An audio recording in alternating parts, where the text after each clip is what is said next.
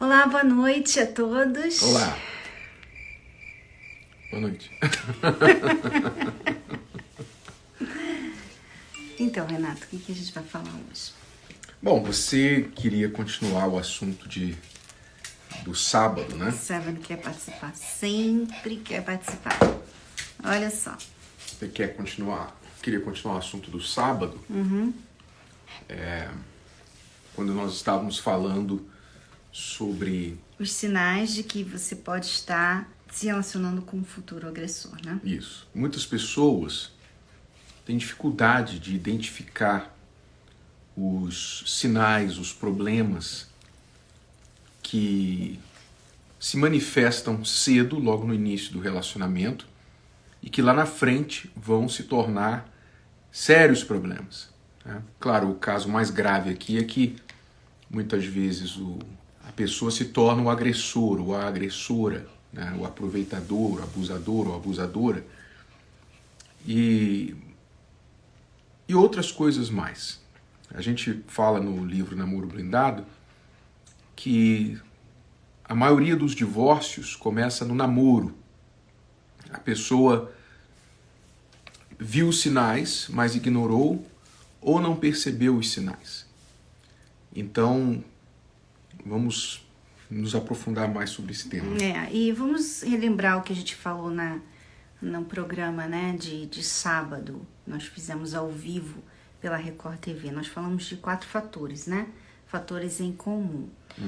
O primeiro fator em comum é que a pessoa não conhecia bem a outra. Você vê um caso aí, até hoje saiu no jornal da Record, um caso de um casal que A moça se envolveu com um delegado, tinha um mês de relacionamento. Ele é delegado. Um mês de relacionamento. Eles já iam casar. Eles tinham só um mês de relacionamento e eles quase que se mataram, né? Não. A gente não sabe o que aconteceu exatamente. Ela morreu. Ela morreu, mas ele fala que ela cometeu suicídio, mas a gente ainda tá aí com a investigação. Mas você vê, um mês de relacionamento, né? E já estavam morando juntos.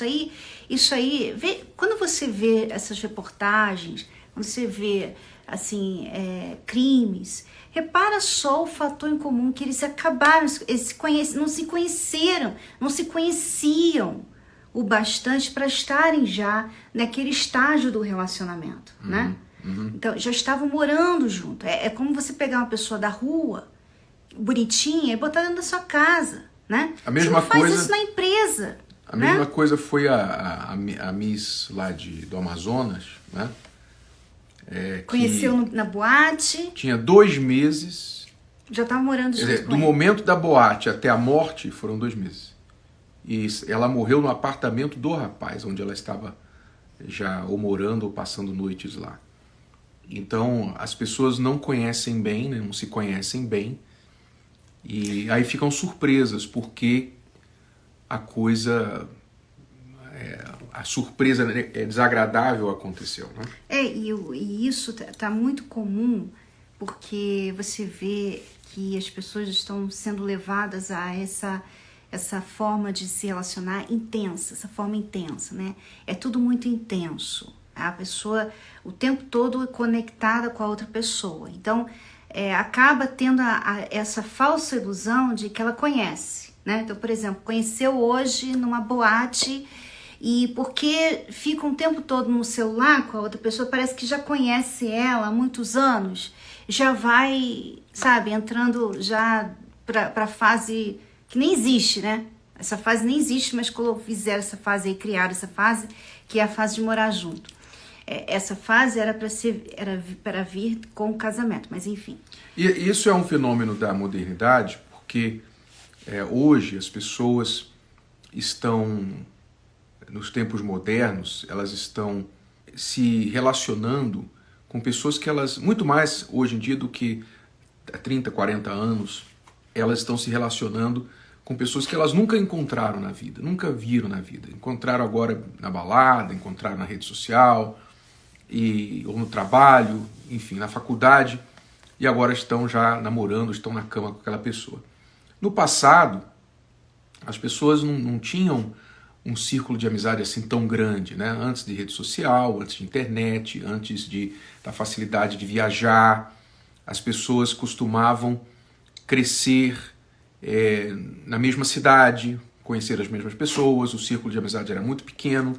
Então, quando a pessoa namorava com alguém, era a pessoa da rua de baixo, que ela cresceu brincando na rua com aquela pessoa. Era um amigo da família, as famílias eram conhecidas já de longa data. Então, quando a pessoa se casava, ela já conhecia bem aquela pessoa antes, então havia poucas surpresas. Hoje não, as pessoas estão com a rapidez que elas estão querendo fazer as coisas, e com todos os outros fatores que facilitam a pessoa encontrar muita gente, né? A pessoa, quem hoje tem menos de 100 pessoas na rede social? Quem hoje tem menos de 500 pessoas na rede social? Deve ter. A maioria das pessoas tem milhares de seguidores, de amigos, né, entre aspas, na rede social. Sem encontrar os outros milhões que estão acessíveis por aplicativos e outras coisas. Então, o risco de você entrar numa fria é muito grande.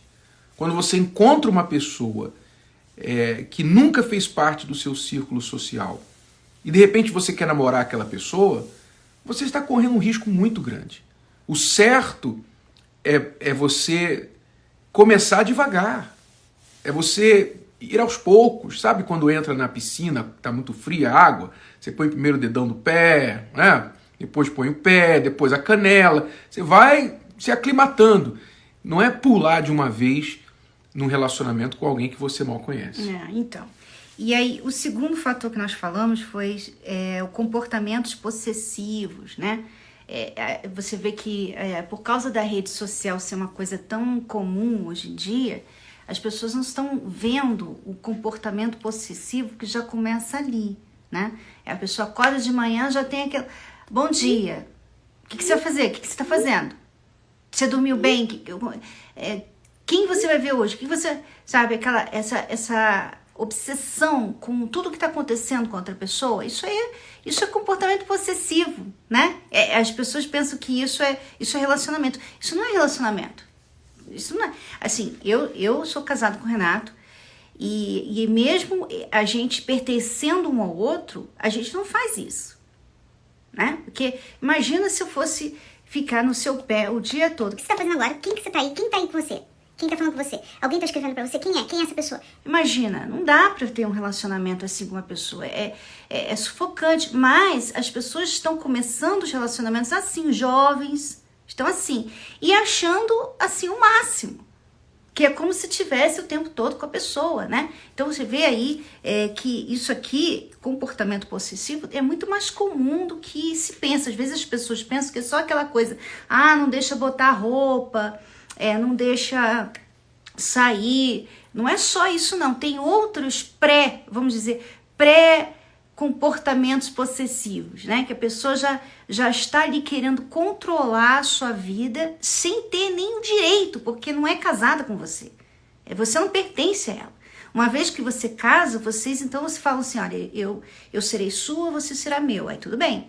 É como até a pergunta que eu queria ler, Renato, sobre isso, porque o Flávio Beltrão deixou na nossa rede social essa pergunta aqui. Queria saber quando você exige que sua companheira pare de papo com o ex-namorado, é abuso ou é cortar o mal pela raiz? Quer dizer, não é isso aqui não é comportamento possessivo, né?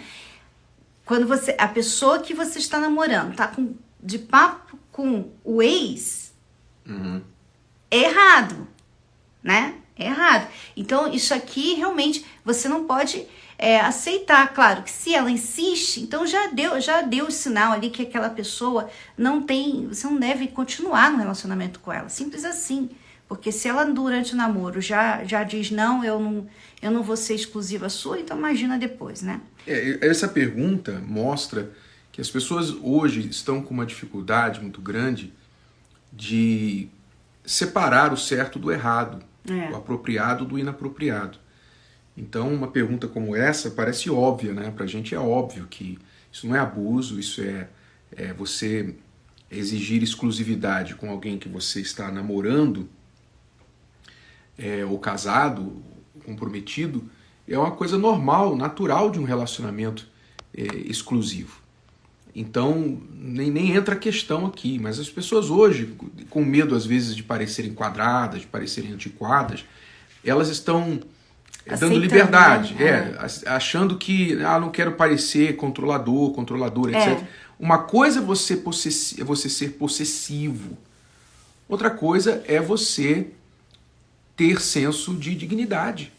Né? Ninguém merece você estar em um relacionamento com alguém pensando que aquela pessoa é exclusiva, sua, não está sendo fiel a você está sendo fiel a ela, e de repente ela está em conversa com o ex, ou ele com a ex, não importa, né? E eu até quero falar aqui alguma coisa sobre isso aí, que eu acho que vai doer, tá? Vai doer aí as mulheres, eu sei que isso aí é um assunto bem delicado para elas, mas eu tenho que falar. A questão da roupa, né? Porque às vezes a gente recebe assim, perguntas de homens falando assim, olha, eu não gosto que a minha esposa ou a minha namorada fique exibindo o corpo dela nas redes sociais, fica usando certas roupas que chamam a atenção dos homens. E essas mulheres, por sua vez, ficam achando que isso é abuso. Isso é abuso, ele está querendo me podar. Então, mas aí que tá, né? Por que você quer mostrar o seu corpo para outros homens, para outras pessoas? Mas o que é bonito é para mostrar. Então, não é verdade essa... Por exemplo, eu gosto do meu quarto, eu acho bonito, mas eu não quero mostrar para você. Porque é um lugar privado meu e do Renato. Então, o corpo é algo que, no passado, né, era algo que se guardava para a pessoa com quem você se casava. Mas hoje parece que as pessoas... Não, o corpo é para todo mundo ver. Né? Quer dizer, isso aí, você que é homem e tá se relacionando com uma pessoa que gosta de expor o corpo assim, você tem que decidir, olha, se você casar com ela assim, ela não vai mudar. Ela não vai mudar. Então você tem que decidir se vale a pena você dar continuidade a esse relacionamento, porque é um pensamento, é uma forma de ver as coisas bem diferente. Por exemplo, eu e Renata, a gente não tem esse problema, mas se eu fosse uma mulher que gostasse de ficar expondo a minha nudez por aí, o Renato não ia casar comigo. De certa forma... Porque assim, é uma forma de ver, né? Tipo assim, às vezes a gente vê assim que o rapaz, ele tem uma forma de ver, mas ele quer casar com a menina que tem uma forma diferente de ver. Ela não vê problema nisso. E depois eles se casam e aí ele fica querendo mudar ela e ela não vê nada de errado com isso. E aí fica esse atrito, sabe? Que, por exemplo, não dá pra ele aceitar isso, que vai contra os valores dele. Como também tem homem que não tem problema nenhum com isso. Tem homem que gosta de exibir a namorada. Tô falando aqui com aqueles cada que um não na gostam, sua, né? Cada um na sua. Mas eu vejo que, de certa forma, é bom que isso aconteça no namoro, mas que você não deixe passar. Se isso te incomoda, qualquer coisa no namoro que te incomoda, que é uma...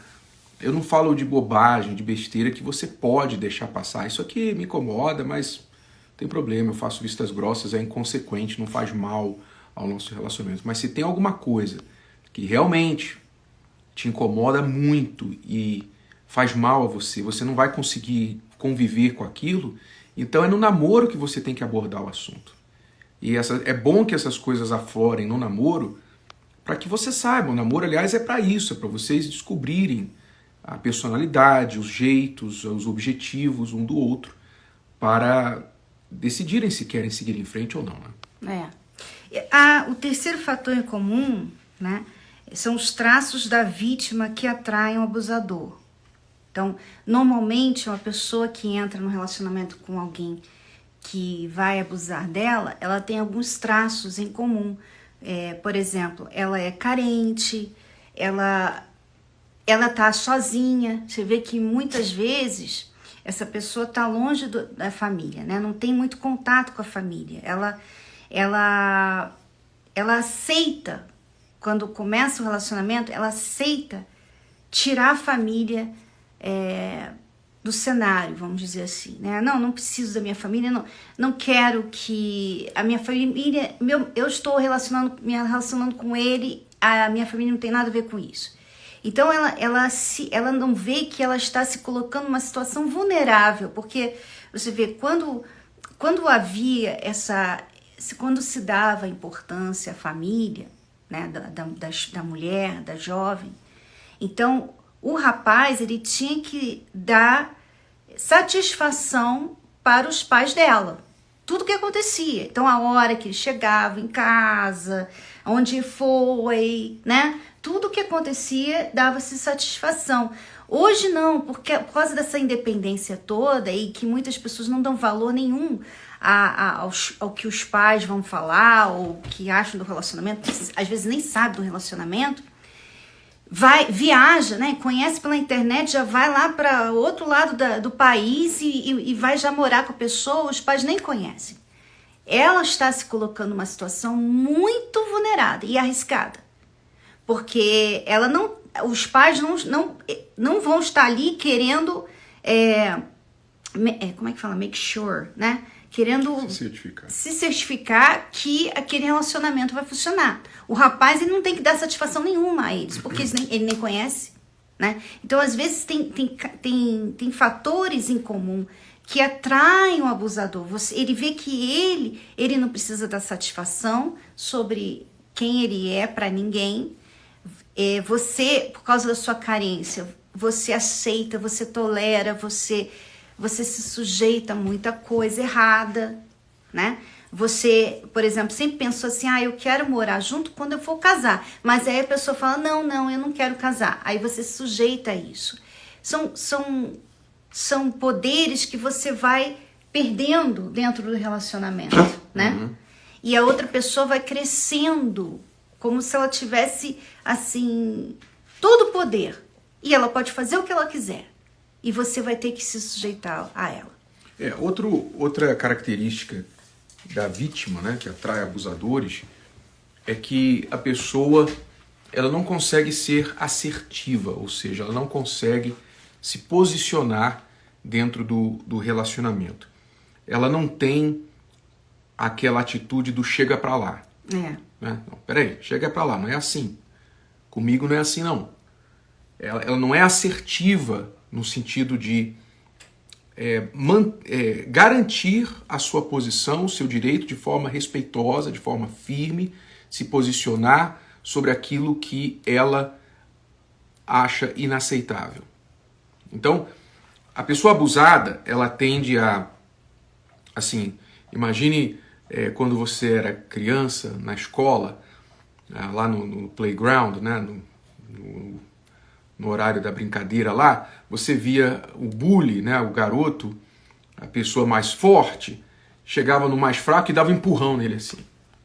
Se o mais fraco andava para trás e mostrava-se assim meio com medo, o que você acha que o bully ia fazer? Ia dar mais um empurrão. Até o ponto dele cair no chão. Quer dizer, mas se o outro, se quem levou o empurrão, fosse para cima e empurrasse de volta, a coisa mudava de figura, não é?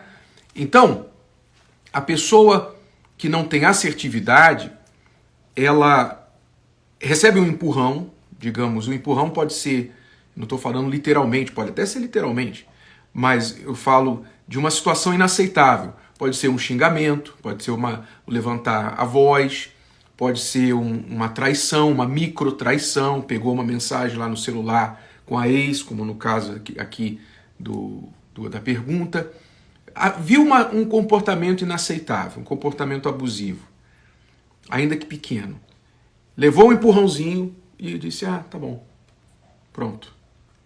No momento em que você mostrou fraqueza, você mostrou aceitação à menor atitude abusiva, você já abriu a porta para coisas maiores.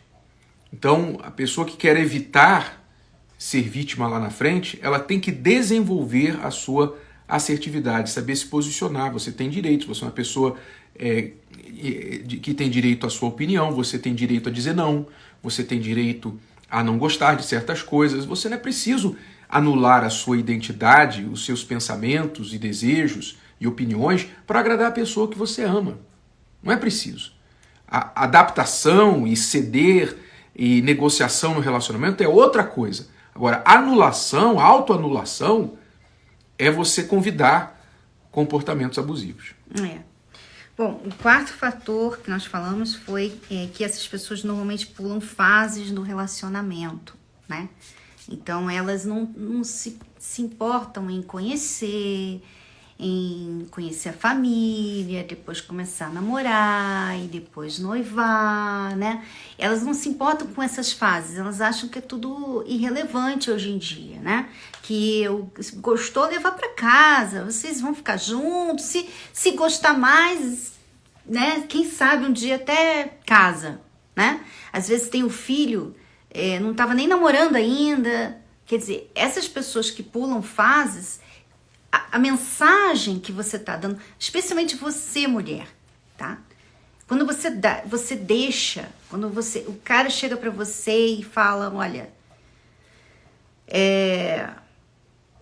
vamos ficar. Você está se sujeitando ao ficar. Ele pode, depois que ficar com você, falar assim, eu não quero mais você. E depois que ficar com você, você pode engravidar. E aí você fica assim, mas você tem que ficar comigo, porque agora nós temos um filho. E muitos acabam até ficando juntos, mas não porque querem, mas por causa do filho, sabe? Então, essa confusão vai levando a pessoa, é aquela pessoa, sabe, que fala assim, poxa, o meu marido, ele casou comigo, mas ele vive vida de solteiro. Por que ele vive vida de solteiro? Porque ele nunca casou, na verdade. Ele se achou morando junto com essa mulher com um filho, né? Então ele fica assim, não, eu não decidi me comprometer a uma mulher só. Ele nunca decidiu se comprometer a uma mulher só. Mas por que ele está com ela? E por que ela está com ele? Porque ela se sujeitou a ficar com ele naquela noite, né? Ela falou, sim, aí começa a beijar e de repente ela tá ali se entregando e ele tá só aproveitando, né? Uhum. Então, muitos relacionamentos começam assim, por exemplo, esse caso lá, que ela queria terminar com ele. Ela queria terminar com ele, né, a Miss. Mas ele não queria que ela terminasse com ele. Ela já estava até conversando, parece que ela estava conversando com outra pessoa já. Ele não queria terminar com ela. Por quê? O que aconteceu ali? Como assim? Peraí, vocês nem são casados, por que você agora acha que ela é sua? Né? Então, essas complicações, né? Essas questões, um pensa que você é meu, e o outro pensa, não sou seu. Uhum. Isso aqui não quer dizer nada. Porque nunca houve um acordo, um entendimento sobre o que era esse relacionamento. Não houve respeito às fases, não é? Quais são as fases normais, as fases mais seguras de um relacionamento duradouro? Começa com uma admiração, vocês nem se conhecem ainda, vocês se olham e um começa a admirar o outro, depois vira uma amizade, depois da amizade vem a atração, aí vocês podem começar um namoro, depois do namoro vocês têm que decidir logo. Nós falamos que não existe namoro muito prolongado. Se você está namorando por mais de 1 ano e meio, 2 anos, vocês não estão fazendo a coisa certa. Vocês estão errando, vocês estão entendendo mal o que é um namoro, né? Tem gente hoje que é normal namorar 3, 4, 5, 10 anos, está namorando, né? Isso não é namoro, isso é enrolação. Vocês estão se enrolando e enrolando. Porque alguém não quer se comprometer. O namoro é simplesmente um momento, uma fase do relacionamento em que vocês estão se conhecendo para tomar uma decisão o quanto antes se vocês querem continuar esse relacionamento para um relacionamento de casamento, que vai levar para a próxima fase, que é o noivado, e depois o casamento, ou não, ou querem terminar, porque imagine, você ficar numa situação incerta, indecisa, indefinida, sem prazo, é você perder anos da sua vida. Você não define o que você quer. Você está namorando, digamos que você está aí namorando 4 anos, tá? 5 anos. Quando surge a palavra casamento, sempre a desculpa era... Agora não. A gente primeiro tem que resolver isso, primeiro a gente tem que resolver aquilo. Nunca tem uma definição. Aí você fica esperando a pessoa. Você fica esperando a pessoa e tal. Não, vamos ver quando então. Mais um ano. Daqui a pouquinho aquela pessoa diz pra você, olha, sabe, acho que não dá não, cansei. Foram 5 anos da tua vida, multiplicados por 2. Porque foram 5 anos com essa pessoa, mais 5 anos que você poderia estar investido em outra, se ela não estivesse empatando a tua vida. Então, você que se permite ficar namorando indefinidamente, sem tomar uma decisão do que, para onde vai esse relacionamento, se vai dar casamento ou se vai terminar, você não está valorizando o seu tempo, você não se valoriza, Ah, mas é que a gente tem problema financeiro, tem que resolver isso. Olha, quando as pessoas querem, elas resolvem o que for. E vocês não podem esperar ter uma vida perfeita, tudo perfeito, para depois casar. Que as pessoas querem fazer faculdade, querem comprar uma casa, comprar um carro, ter um cachorrinho, querem fazer um intercâmbio, querem conhecer o mundo primeiro, viajar e depois casar. Elas querem fazer tudo. Se possível, resolver o conflito do Oriente Médio entre judeus e árabes. Aí sim, agora a gente pode casar, vai ter paz. Não é assim. Né? Quando você realmente quer, vocês sempre vão ter coisas pendentes, sempre vão ter alguma coisa que vocês não vão estar já prontos com aquilo. Mas isso é que é casamento, é vocês se unirem e juntos construírem uma vida. Né? Então, essa questão das fases é muito importante, porque as pessoas estão pulando todas as fases, não sabem nem que fase estão, de repente volta para trás, pula para frente, vai para o meio, elas não sabem o que está acontecendo. Essas pessoas tendem a entrar em relacionamentos que se tornam abusivos também, por causa disso, porque elas não conhecem, elas não construíram nada. A casa, imagine você construir uma casa sem alicerce, você pula a fase dos alicerces. Não vamos demorar não, porque demora, tem que cavar, botar aí concreto, vai demorar muito e vai custar mais. Então faz o seguinte, vamos pegar do chão mesmo e vamos levantar essa casa. Tá bom, vai ser mais rápido e mais barato. Espera a primeira chuva que você vai ver o que vai acontecer. E a primeira ventania. Tudo bem, vamos dizer que você é uma pessoa que tem traços de vítima, por exemplo. Você é uma mulher carente. Você quer muito casar. Você tem medo de errar. Então você se apega a essa pessoa, mesmo sabendo que ela não quer casar com você, ela não quer se comprometer, ela te maltrata, ela te trai. Por que você faz isso? Por que muitas pessoas se sujeitam a esses tipos de relacionamento? Porque elas não se amam. Porque elas têm um problema com elas mesmas. A gente falando aqui, e algumas pessoas assim, eu tô assim, elas estão deixando aqui comentário, eu tô assim, eu sofro muito, como é que eu posso sair desse relacionamento? Como assim? Como é que eu posso sair desse relacionamento? Né? Você não tá presa no relacionamento. Mas por que há tanta dificuldade? Porque a pessoa, o primeiro relacionamento que ela tinha que ter, depois do relacionamento com Deus, era com ela mesma. Mas a maioria das pessoas, elas não querem ter um relacionamento com elas mesmas. Elas querem ter um relacionamento com outras pessoas, como se aquelas outras pessoas fossem suprir esse relacionamento que ela não tem com elas mesmas. Então, por exemplo, ela é uma pessoa deprimida, é uma pessoa que pensa muito no passado, tem traumas, sabe, ainda carrega muitos complexos. Essa pessoa, ela não tem um relacionamento com ela tem só tristeza com ela. Então ela fica querendo se relacionar e achando que essa pessoa aqui, que ela vai se relacionar, de alguma forma vai compensar tudo aquilo que ela traz dentro dela de ruim. E aí não dá certo. A verdade é que tem gente que não se suporta, tem gente que não se aguenta. Tem gente que não está feliz com o seu corpo, não está feliz com a sua maneira de vestir, seu estilo de vestir. Ela vai, faz compra, enche o guarda-roupa de roupa, não consegue vestir nada porque ela não gosta. do corpo dela, do modo de vestir dela, ela não gosta do cabelo dela, ele não gosta do corpo dele, ele não gosta do emprego dele. A pessoa não se suporta. Ela é muito insatisfeita com ela mesma. Então, ou seja, ela não se gosta, ela não se ama. Mas ela não consegue confrontar isso. Às vezes ela nem entende que esse é o problema. Ou se entende, ela foge dessa realidade, dessa questão. Ela não enfrenta as raízes disso e vai tentando colocar coisas, trazendo coisas para a sua vida para ver se preenche, né?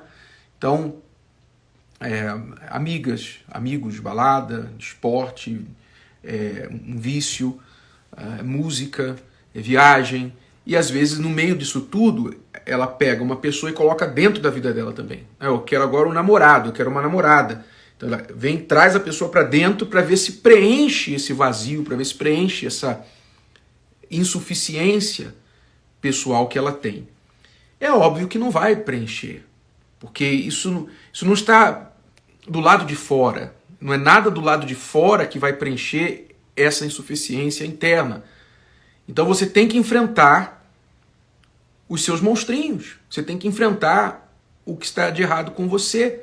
E eu falo, eu não quero dizer com isso que você precisa ir para o psiquiatra, necessariamente. Né? Você está maluco, que você é uma pessoa doida, esquizofrênica. Não estou falando isso, não. A maioria das pessoas, nós tínhamos nossos monstrinhos. A maioria, aliás, talvez não há ninguém nesse mundo que não tenha os seus monstrinhos, que não tenha as suas questões. Claro, alguns mais do que outros e assim por diante. Mas é muito comum você ter questões mal resolvidas, questões que afetam a sua vida e você nem sabe por quê, porque você nunca mergulhou profundamente dentro de si mesmo para saber por que você age de certa forma. E quando você decide finalmente confrontar isso, você entende o seguinte: se você não está em um relacionamento, você entende, eu não posso entrar em um relacionamento agora até resolver isso comigo mesmo, até eu estar bem comigo mesmo. Eu não posso. Eu tenho que primeiro ter um bom relacionamento comigo mesmo. Tenho que estar bem, para eu poder fazer bem a alguém e não ser tóxico para alguém. Então, se você não está em um relacionamento, você, em primeiro lugar, reconhece que você não precisa entrar em um agora, você tem que cuidar de você. E se você está em um relacionamento e tem essas questões, eu não preciso dizer que você tem um relacionamento problemático, porque as pessoas problemáticas têm relacionamentos problemáticos. Você só dá o que você tem, né? E pensam que o problema é o parceiro. Né? O parceiro pode até ter os seus problemas, talvez tenha até as suas questões mal resolvidas também, vocês ficam assim, brigando um com o outro. Na verdade, vocês estão brigando consigo mesmo, mas o outro é que leva a culpa. Então você tem que olhar para dentro de você e entender que você é a única pessoa com quem você vai conviver 24 horas por dia até a morte. A única pessoa. Você já parou para pensar, você já reparou que aonde você vai, você está lá? Você já reparou isso? Você não consegue fugir de você. Você já percebeu isso? Então, tem horas que eu não estou com a Cristiane, tem horas que ela não está comigo. Tem horas que tem pessoas do meu lado e tem horas que eu estou sozinho. Mas sempre onde eu vou, eu estou lá. Eu nunca consegui me deixar para trás. Então, se você está sempre com você mesmo, ora, depois de Deus, esse é o principal relacionamento da sua vida e por isso você tem que resolver o que está de errado com você mesmo, para depois resolver o relacionamento. Na verdade, às vezes você nem precisa resolver relacionamento, porque você vai descobrir que depois de resolver os seus problemas, o relacionamento vai funcionar normalmente. E foi o que aconteceu comigo. Eu tinha questões pessoais comigo que eu não sabia. Eu, como muitas pessoas, achava que o problema era o Renato, né? Então, eu queria que ele me desse atenção, que ele saísse comigo, que ele conversasse comigo. Eu queria que ele falasse que me amava, que ele me desse presente, que ele me desse flores de chocolate. Imagina a pressão. Eu queria que ele me elogiasse. Eu queria que ele... sabe, nos filmes românticos, você vê a pessoa olhando para você e falando coisas bonitas e fazendo coisas bonitas. Então, eu queria tudo isso. E mesmo quando ele fazia algumas coisas, não supria, né? Porque ele faz hoje, amanhã você quer de novo, né? Se o homem dá flores hoje, amanhã, semana que vem, você vai falar, mas não é só uma vez na vida, não. Então, nada era o suficiente com o Renato. E ele ainda tinha as questões pessoais dele também. E o que aconteceu? O dia que eu descobri, que foi na época que nós resolvemos o nosso problema, né? Foi quando eu descobri que eu tinha uma questão, que eu não me amava, que eu não via potencial em mim, eu não me achava inteligente, bonita, eu me achava inferior ao Renato.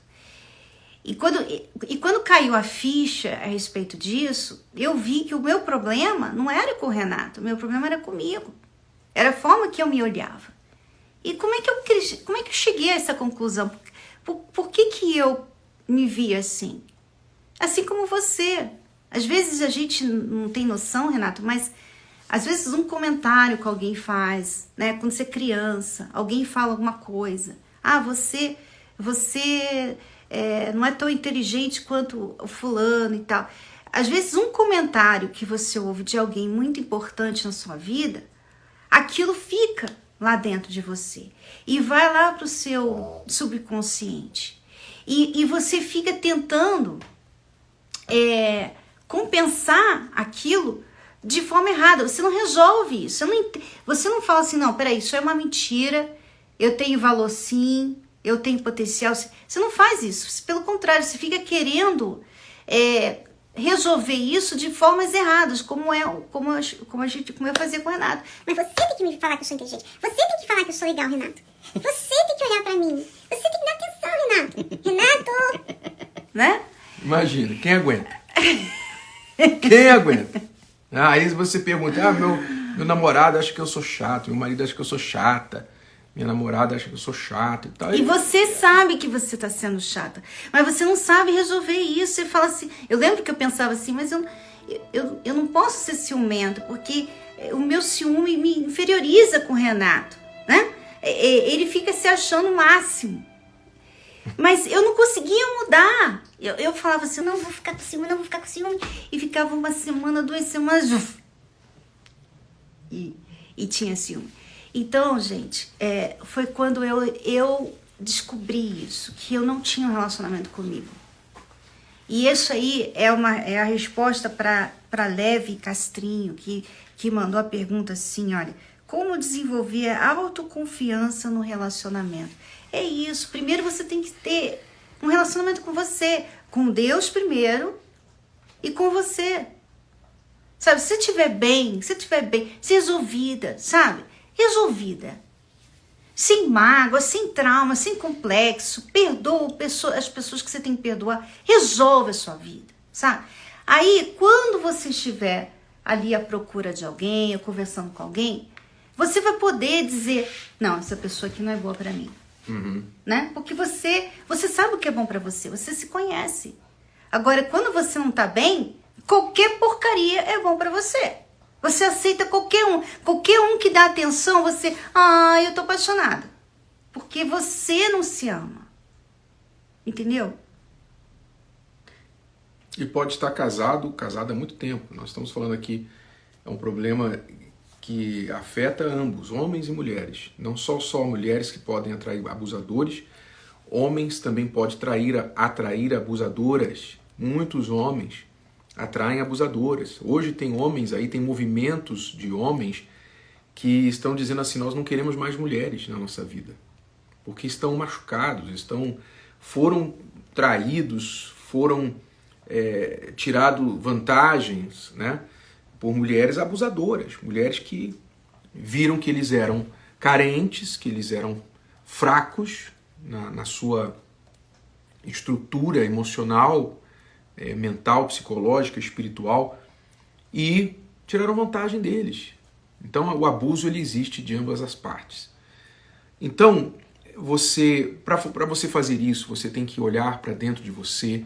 Comece, por exemplo, uma forma que você pode começar é você olhar para dentro de você e descobrir quais questões que estão mal resolvidas em você. Questões como, por exemplo, mágoas do passado, traumas, questões como complexos, você tenha seu próprio respeito, sua autoimagem, seu corpo, seus talentos, sua capacidade, sua profissão, pensamentos viciados que você tem. Às vezes você tem um vício de pensar e falar: ah, mas eu não consigo, ah, eu não sou inteligente para isso, para essas coisas, eu não me dou bem com essas coisas. O seu linguajar e o seu pensar viciado coloca você mesmo para baixo, porque você pensa assim a seu respeito, você se compara muito com outras pessoas, você acredita muito no que os outros pensam e falam a seu respeito, você se preocupa muito com o que os outros pensam.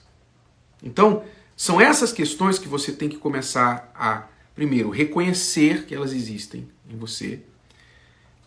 Talvez ajude até você fazer essa lista, escrever para dentro de para você ter olhar, né, na sua frente o que você está lidando e começar a confrontar isso. Eu vou perdoar aquela pessoa que me machucou. Esse trauma, o que eu vou fazer com esse trauma? Fui machucado, fui abusada quando criança, eu fui traído em um relacionamento anterior, tenho medo de trair, de ser traído de novo, tenho uma insegurança muito grande. Como é que eu vou lidar com esse trauma? Como é que a gente lida com um trauma? Não é? Isso, nós não vamos entrar profundamente nisso aqui, mas para você ter uma ideia, você não pode generalizar todas as suas futuras experiências por uma experiência passada. Não é porque você, por exemplo, quando estava aprendendo a dirigir, você entrou no carro e num movimento errado lá você bateu o carro no poste, que agora quando você entrar no carro de novo e dirigir, você bateu o carro no poste toda vez. Não quer dizer isso. Você pode aprender a ser um motorista melhor e nunca mais bater no poste. Aliás, você pode usar aquela experiência de ter batido no poste como algo que te ajuda a ser mais alerta, mais atento para não repetir aquele erro. Então, isso pode ser feito com os traumas. O erro do trauma, o problema do trauma é que a pessoa ela passa a agir pelo medo daquela experiência se repetir. E você tem que isolar essa experiência passada do seu presente e do seu futuro. Então, cada problema que você vai isolando e identificando, há uma solução para isso. E se você buscar em Deus essa solução, se você buscar direção do Espírito Santo, porque Deus é o melhor psicólogo, não diminuindo a importância de psicólogos e terapeutas, etc., livros de autoajuda, mas nós não conhecemos um psicólogo mais poderoso, mais profundo, mais eficaz do que o próprio Espírito de Deus. Porque psicólogos são estudantes do ser humano. Deus é o Criador. Deus é o Criador do ser humano. Ele nos criou, Ele sabe do que nós somos feitos. Ele nos conhece muito melhor do que qualquer um de nós ou qualquer psicólogo. Eu resolvi todas as minhas questões com Deus. Eu nunca fui num psicólogo. Então você, buscando isso com sinceridade, com humildade em Deus, Ele vai começar a te mostrar. Você tem que ter paciência com você mesmo, porque não vai ser da noite para o dia. Cristiane e eu não somos o que somos hoje, porque ontem nós tomamos decisões e hoje somos essas pessoas. Não, nós somos um trabalho em progresso, nós não somos perfeitos, não. Somos um trabalho em progresso, um trabalho em andamento, Deus está ainda trabalhando em nós, Deus está nos aperfeiçoando. Então, é assim com todo mundo, tenha paciência com você mesmo, ok? E assim você vai melhorando esse relacionamento com você, e aí quando você estiver, eu não vou dizer perfeito, ninguém vai estar perfeito, mas quando você tiver resolvido as questões principais, não te atrapalham mais, não fazem de você uma pessoa que o teu parceiro, teu marido ou esposa tem que ser o teu psicólogo, né? Teu marido ou tua esposa tem que te analisar. Senta aí que eu vou tentar te ajudar. Se você deixar de ser essa pessoa, a sua chance já vai ser muito maior de você ser feliz no relacionamento, não atrair abusadores e se já está em um relacionamento, não fazer desse relacionamento um inferno na vida dos dois. E é por isso que nós temos as nossas palestras presenciais. Você que não mora em São Paulo, você pode assistir essas palestras. Nós temos a plataforma que passa a palestra ao vivo.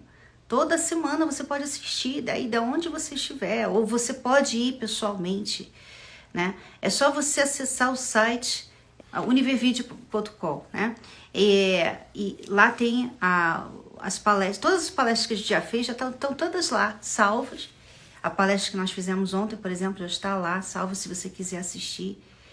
Ou venha pessoalmente, sabe? É uma ajuda espiritual que tem feito a diferença na vida de muitos casais. E de graça, né? De graça. Você vem pessoalmente, você não paga nada. A plataforma está aí agora, durante essa pandemia, 30 dias grátis. Isso só não é gratuita para sempre, porque tem um custo. E não somos nós que ganhamos com isso, é a plataforma Univervideo que tem as nossas palestras. Você pode ter acesso a isso, basta você investir na sua própria vida, que você vai ser muito mais feliz e fazer as outras pessoas felizes ao seu redor também. Então, a gente vai ficando por aqui, né? Acho que deu. Acho que deu. Deus abençoe a todos vocês. Então, até a próxima. Tchau, tchau. Tchau. Gostou? Que tal ouvir de novo?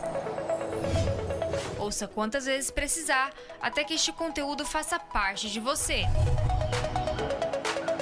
E não se esqueça de dar o seu like, comentar e compartilhar. Até a próxima!